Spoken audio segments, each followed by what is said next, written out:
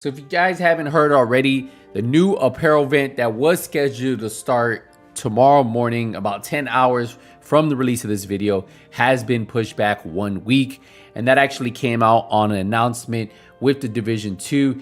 They announced the TU 15.1 patch will be installed during the scheduled maintenance on May 31st. And we'll talk about all of those fixes. And prioritizing the hot fix, the Fairview Crew Apparel event will now be pushed back 1 week to start on May 31st. So if you guys were actually looking forward to this Fairview Crew Apparel event, well, we have to wait exactly 1 week, but I don't mind them pushing this back to create fixes for a lot of the issues we have in the game. And we'll talk about what they are fixing in this upcoming patch. Now, one of the changes they are doing might not actually please a lot of players. The new 3 exotics that do come from the Season 9 pass, well, they were dropping in the open world and from exotic caches, but this is what they had to say in the patch notes. The new exotics, Dread, Blue Screen, and Catharsis mask cannot be obtained from the exotic caches and are not available in the general loot pool anymore. So for any of you guys who are trying to farm it in the open world and we're getting it, well, lucky you.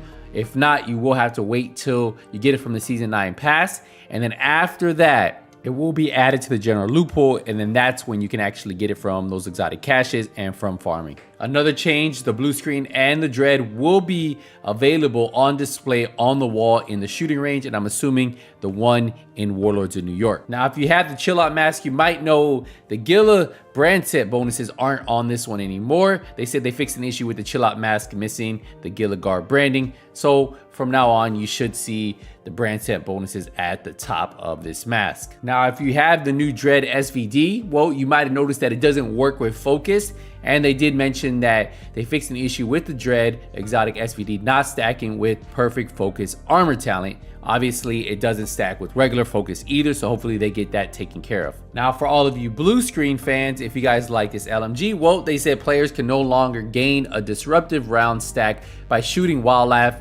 or dead NPCs with the Blue Screen LMG.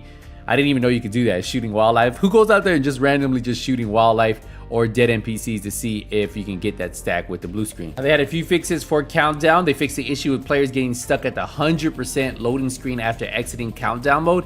That thing drives me absolutely crazy, and I'm glad they're actually addressing it. Hopefully they get this taken care of, because it does ruin a pretty fun experience of Countdown with having to go through that every time, and sometimes just getting stuck in that screen and not being able to get down even while holding the back button. Now, they also fixed an issue in Countdown where they fixed an issue with the enemy of NPC spawning in the reactor after the encounter was completed. So if you ever came into that bug, that should be taken care of in 15.1. They also fixed the issue with the hunters being shown as Black Tusk on the inspect frame of the death screen. Now, they did fix some of the issues with the expertise system. They fixed the donate all junk button functionality is now fixed and should be given the same number of materials regardless of the menu category.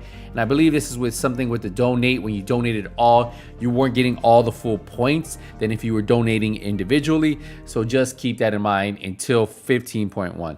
Now, some more expertise changes. Upgrades are now displayed on skill and signature weapons in the inventory, similar to the gear and weapon items. So if you notice, you tried to inspect your signature weapons, or you even tried to inspect your skills, right? You might have noticed that no matter what you do, you don't see any type of level or how close it is to being proficient. Well, that will change in 15.1. The grade is also displayed on the expertise menu for all of you guys. They also had another small fix where they fixed an issue with the upgrade animation not being displayed when upgrading a skill or signature weapon in the expertise menu.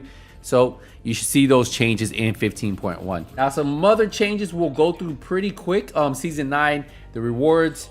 Now, there was a placeholder names are no longer present for some cosmetic premium rewards on the rewards track screen for languages other than English. Manhunt, they fixed the issue where only the session owner received the encryption key after completing the manhunt in a group. So remember, if you guys didn't get an encryption key, you guys should have, and then you take that to Fade Lao at the base of operation. Now, players should no longer be missing the decryption key when resuming their personal progression after doing the decryption mission while in a group. So you guys should have that after 15.1. The issue with the EMP drones in Hidden Alliance Manhunt target mission having placeholder icons is now fixed, so you should see that fixed. They also fixed the issue when investigating update does not appear in the HUD within the Manhunt investigation objectives after control point completion. They also fixed the issue where the players do not receive notification that the group leader cannot start a takeover bounty while the party members are in the mission area and the party leader is not at least 100 meters away from them. They also fixed the issue with the prime target mission objective not being updated if the players happen to stand too close to the area leading to the mission's next beat when all hostiles are eliminated. They fixed the issue where the team leader would see activate bounty as an option when their teammate was in the mission area of the takeover bounty. Now, they had two other fixes. One was a UI fix. They fixed the issue with the assault rifle. The TKB icon is now centered on the inventory tab. And then I believe this is the ladder glitch that they fixed an issue where the layer became invisible if they detonate an EMP sticky bomb while interacting with the ladder. So I think this is where people were doing the ladder glitch, so I think they fixed that. Now, there are definitely some other issues right off the bat. We could talk about the Kingbreaker skin. It should look more like the TKB. They didn't mention anything about fixing that. Also, the Dare LMG shouldn't look like the Stoner. It should look more like the GR9.